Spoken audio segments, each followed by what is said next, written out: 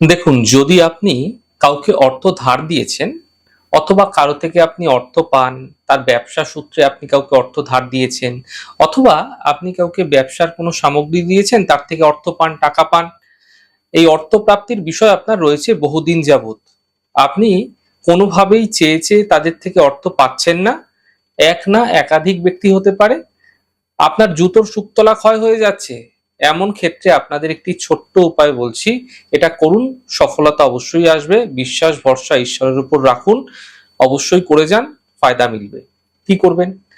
দেখুন, আপনি আপনার হাতের তালুতে শুক্রের যে অবস্থান রয়েছে, এই যে শুক্রের যে অবস্থান, ঠিক এই জায়গাটাতে আপনারা 24/24 এবং মণিবন্ধের যে অবস্থান রয়েছে হাতে, সেই মণিবন্ধের ওপর 741 এটি সবুজ কালি দ্বারা লিখতে থাকুন।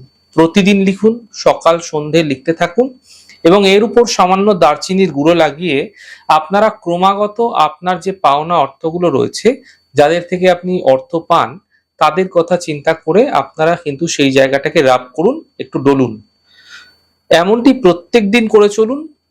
এতে দ্রুত সফলতা পেতে আপনি দেখতে পাবেন। আপনার যে পাওনা অর্থ ছিল, যেগুলি আপনি পাচ্ছিলেন না, বহুদিন যাবৎ আটকে যাচ্ছিল, সেগুলো ধীরে ধীরে পেতে একটা সোর্স বেরোতে দেখতে পাবেন।